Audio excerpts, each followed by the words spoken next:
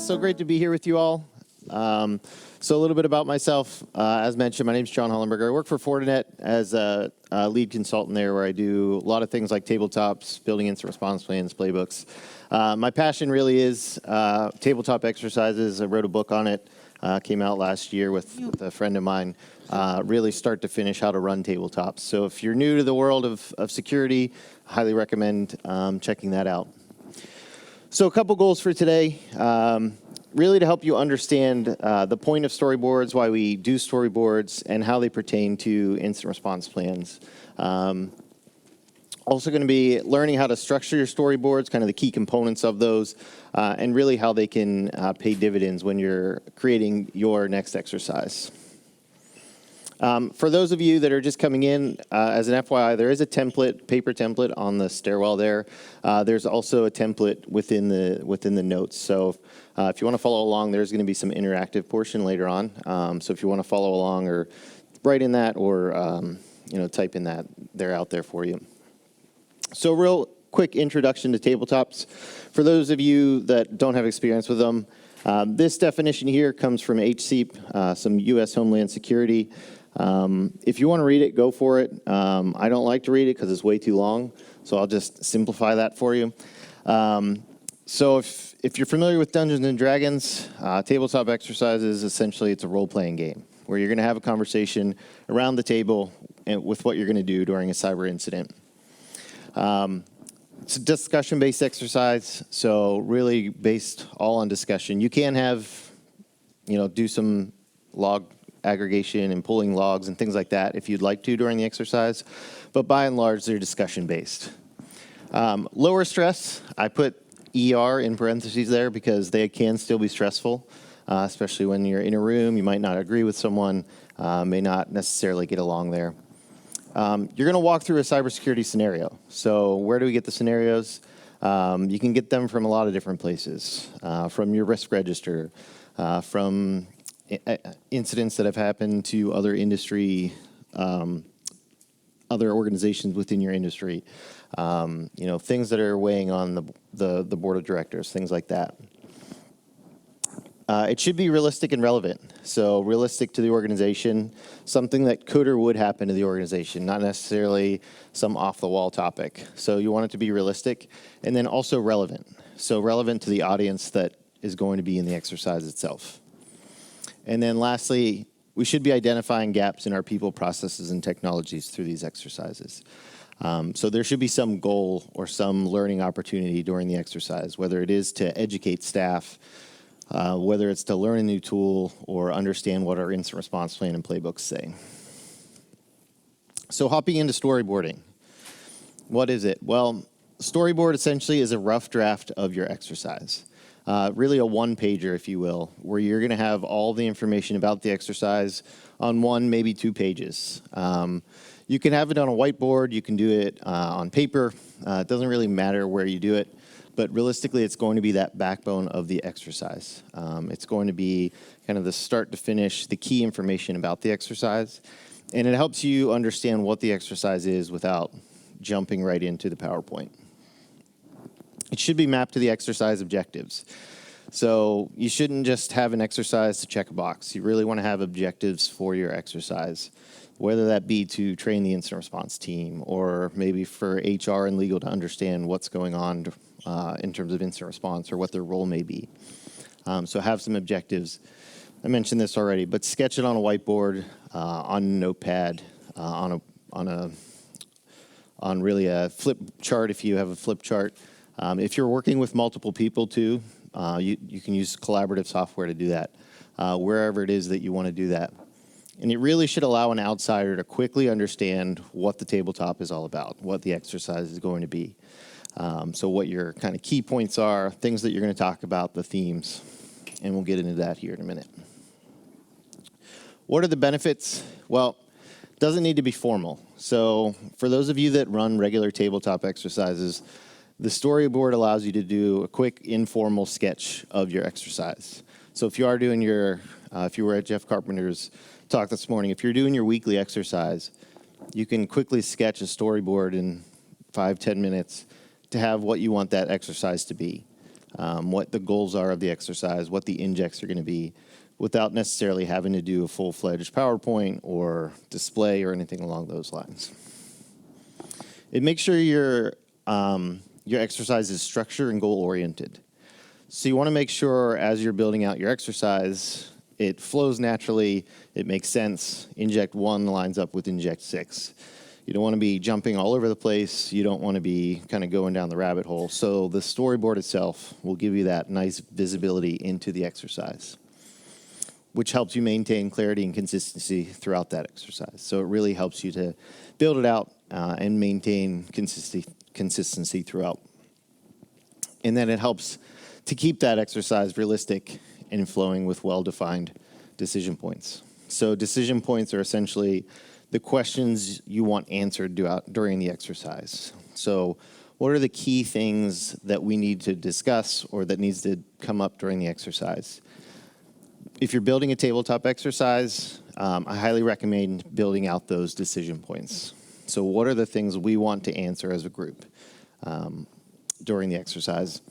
And then it allows the facilitator or whoever is creating the exercise to quickly adapt the exercise, make changes to it, maybe get approval for it. If you have to have an approval process, you can just send the Word document or send a screenshot of the whiteboard to whomever needs to approve it before going through a 10 to 20 slide tabletop exercise. So key components. So first and foremost, the objectives. So what is our goal of the exercise? These are intermediary steps that focus on the goal of the exercise. So maybe our goal is to run a tabletop exercise for the organization. What are our objectives? Something like ensure the roles and responsibilities of the incident response team are known and properly assigned, ensuring people know about internal communications. So you want to have these dedicated objectives for the exercise.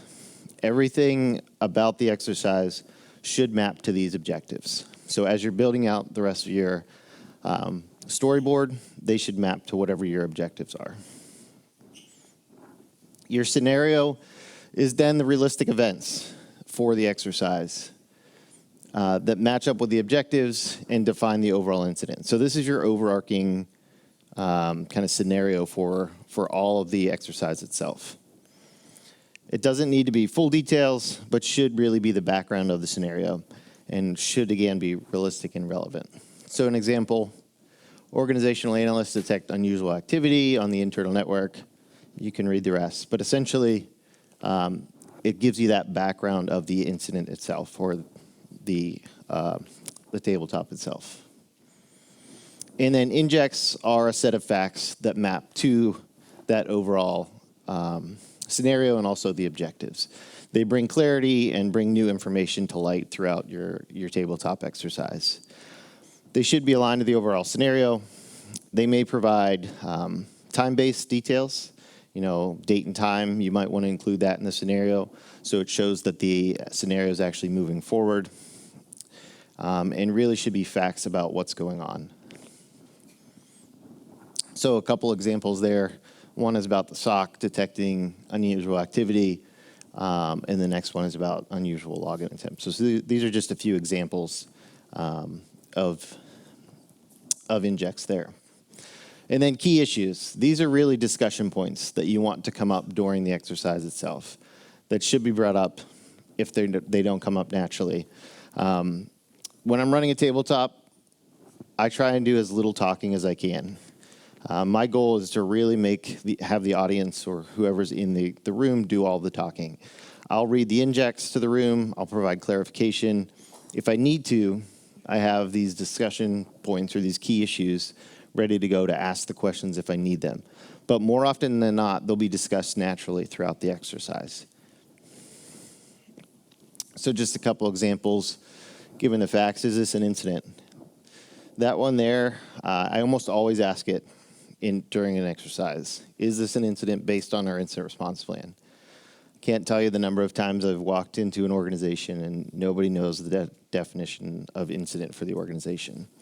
So if you don't know the definition for your organization, you should go back and find out what it is. And then does the SOC have a process to correlate these events? And who do we need to escalate to? So just a couple questions based on the injects themselves.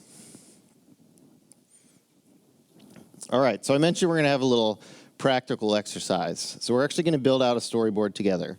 So as you know, there's microphones around the room. If you want to participate, feel free. If you don't, that's okay. I have it built out as well, so I can just go through what I built out. But I'd love to get some participation as we move forward here. So I mentioned there are templates on the floor there, and then also in the app. I'm going to provide the objective and overall scenario, and then I'll also go through the first inject that I built out, and then we'll walk through injects 2 and 3 together to get some participation on how we would want this scenario to build out. So, inject 1. Actually, sorry, I completely skipped this one. The objectives in the scenario. So the objectives here: perform a tabletop exercise that focuses on compromise of the organization's social media accounts. If you've never met me, social media compromises are my favorite type of exercise. Why? Because they don't focus on incident response. Teams, IT teams mostly, it's really focused on marketing, communications, the folks that don't think they need to be involved in incident response but actually do. So it's a great way to get other teams involved. Examine the organization's security posture in response to social media compromise, and then ensure staff understand external communications processes. So we have our scenario there. Social media accounts for the organization, including X and Facebook, have been compromised. The organization was notified at 4:30 this morning. So, inject 1. A call is received to the corporate number asking if the posts are legitimate. Call taker views the messages on the public X and Facebook pages. Both messages are the same and indicate that the company has been hacked and data exfiltrated. So, before we get into key issues here, anyone have some ideas of what we could talk about? And feel free to hop up to the mic if you'd like to participate before I show these. Any takers? No takers. Okay. All right, so first and foremost, is this an event or an incident? So based on our incident response plan, are we defining this as an event or are we defining this as an incident? Next up, how would reception handle this call? How many folks here in this room believe that whoever answers the main number, they would know how to handle a call like this if it came in? Just a show of hands. Anyone? Nobody? Great way to find out is to go back to your organization and call the number and give them this information. I've done it during an exercise where we actually will pick up the phone in the middle of the exercise because the folks there were like, yeah, we know exactly what reception would do. They would escalate it up to the security team. So during the incident, during the tabletop, we tried that. We called the main number. By the end of the exercise, nobody notified the incident response team yet. So we still didn't get notified of it, and that was about 3 hours later. Next up, our front office staff trained how to escalate security events and who to escalate them to. So it kind of plays into that second one there. So a couple talking points for this specific inject. All right, so we're going to need some participation on the next one. But before we get there, so the storyboard, that's your storyboard. You could have it on a notepad, what have you. This is then the visual for it. So after you have your storyboard, you could actually make it visually appealing. There's some great tools out there to make fake tweets, fake Facebook posts, what have you, to help liven up your exercise a bit. So I highly recommend using the tools that are out there and available. And then you have all of your injects on the right there. Yeah, you're right. And then this is what you would actually see as a presenter. So if you're doing this remotely or even in a room, as you're presenting it to the room, you could then have your discussion questions on the right-hand side there. It's a great way to just display it. You have your questions there and available, should you need them, should they need to come up. All right, inject 2. Where should we go from here based on the first inject? Can I get 1 or 2 individuals to throw some out? Go for it. Okay, so that was who has the accounts normally. So that'd be a good key issue. But what will we do for an inject? So we need to start with the injects here. What would we do for this storyboard to keep the exercise moving along? Your call center starts getting angry phone calls from customers concerned that they've lost all their money. It's a great one. Might actually be one of mine. Any others?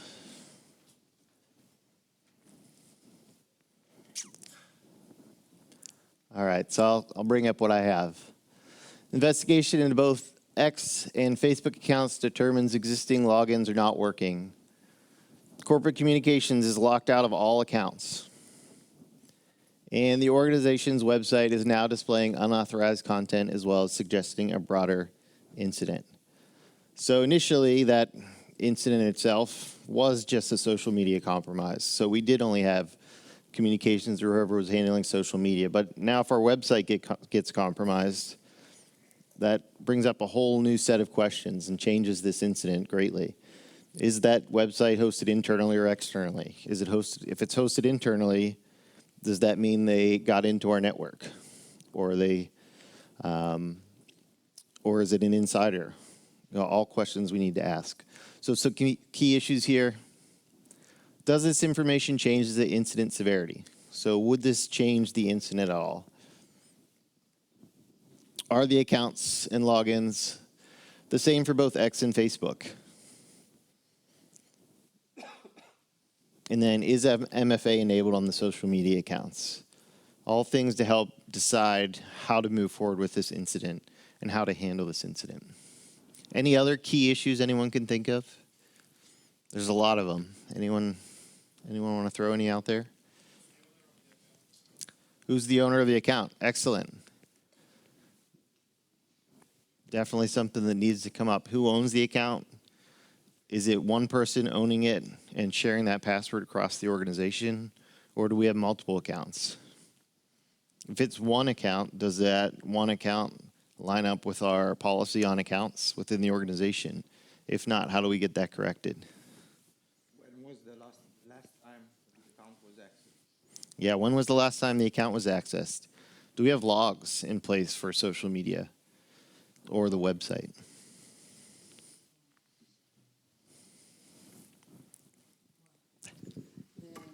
What I think is what the owner of the account is the organization itself, the administrator. You should know who is the administrator and if there is more than one password or shared. Yeah, so whoever the administrator is should know if that is one account or shared. All right.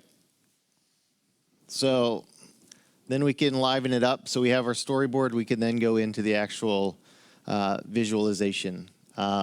So another tool was used to create that website. So completely fake website. You can clone websites. There's great tools to clone your website.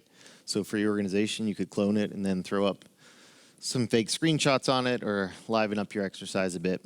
And then again, you've got your discussion questions there and available. So inject 3. Any takers on how we can keep this going?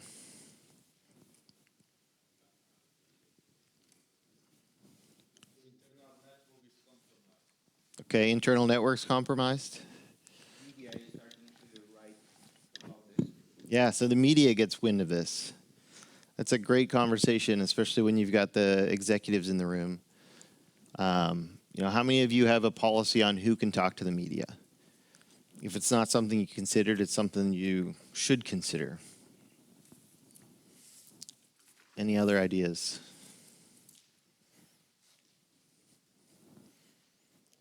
All right, so local news does find out.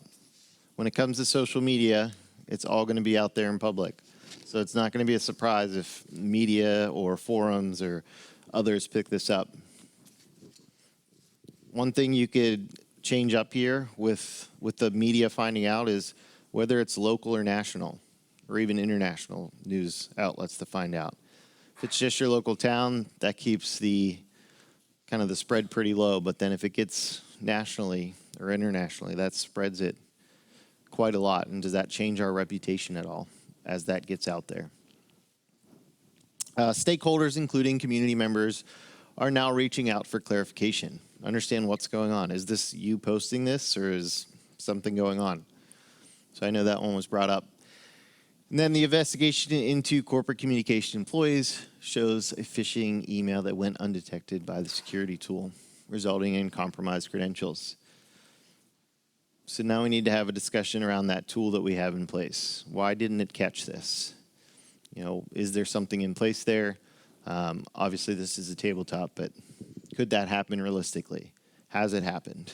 Maybe we're going through this because it did happen before, and we need to determine how we're going to correct that issue. So key issues. Who's responsible for communicating to the public and the media? How long would it take to prepare communications? And who is responsible for approving external communications? And then how do we determine who fell for that phishing email? So these are just 3 of the discussion points. The nice thing about tabletops is you can come up with 10, 15, 20 different discussion points for any given inject. You can do the same scenario for multiple parts of the organization. So something I will commonly do is both a technical exercise and then a business focus exercise. It's the same scenario, very similar injects. You're just getting maybe a little bit different information. So from a technical perspective, this scenario, the technical team is going to walk through, that website compromise. How did that website get compromised? What visibility do we have into the logs there? Where are those logs going? Can we determine if there was a vulnerability that they got access? So all those technical conversations. And then from a business perspective, things like media communications, internal and external communications. So who's communicating, who's doing what there? All of the financial aspects. So if this goes in the financial realm, if we need to spend money because we don't have an internal response team to handle this, do we have the funding available to spend on that? So those key issues that need to come up from a business perspective. And then you can come up with your slide there, have the visual, and then obviously have your discussion questions there. I'm not saying PowerPoint is the right way either. It just happens to be the way that I typically do my exercises. You may or may not use a visual at all. There's lots of ways you can change it up too. You can have videos. You can have audio messages. Depending on your business type, you could have someone literally show up at the door pretending to be in the U.S. It's not uncommon for the FBI to show up and say, hey, we are seeing this. Can you look into it? Other countries, maybe it's a different law enforcement agency, so you could simulate it that way. So keys to success, keep it simple. Your exercises don't need to be complex, lengthy exercises. They can be quick 1-hour exercises. The more you practice, the better. I know Jeff mentioned it earlier. As a volunteer firefighter, I am as well a volunteer firefighter. As a firefighter, we're not going to run into a burning building as a new firefighter. You're not going to just send that probie running into the burning building. We need to practice and prepare on a weekly basis. It's the same with our cybersecurity incidents. We need to practice these regularly. We need to practice our tabletops. We need to run through drills, run through scenarios to help improve our response practices. Just make sure you map those, the exercise and the injects to the audience, and have fun. Most importantly, have fun.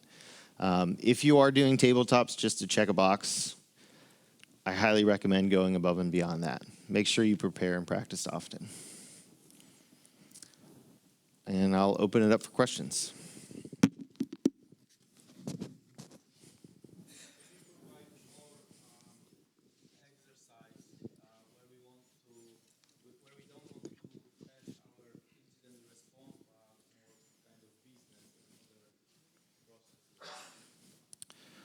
Can you? Please, I'm going to. There are 4 microphones. Okay, so if you could provide more details of different scenarios where we don't have to test our incident response plan, rather focus on business, for example. Yeah, so like where you could get scenarios, is that what you're asking? Yeah, so a couple different places. One great resource is NIST, National Institute of Standards and Technologies. They actually have a few different scenarios on their website as resources for different types of scenarios. From an incident response plan perspective, think about the different incident types that could occur to your organization. One great tool is the MITRE ATT&CK framework and MITRE DEFEND. So you could map the TTPs, look at the threat actors that may look to attack your organization based on geographical region, based on industry vertical.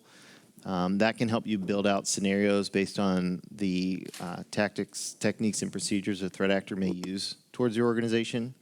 You can then map a technical scenario that way to help prepare.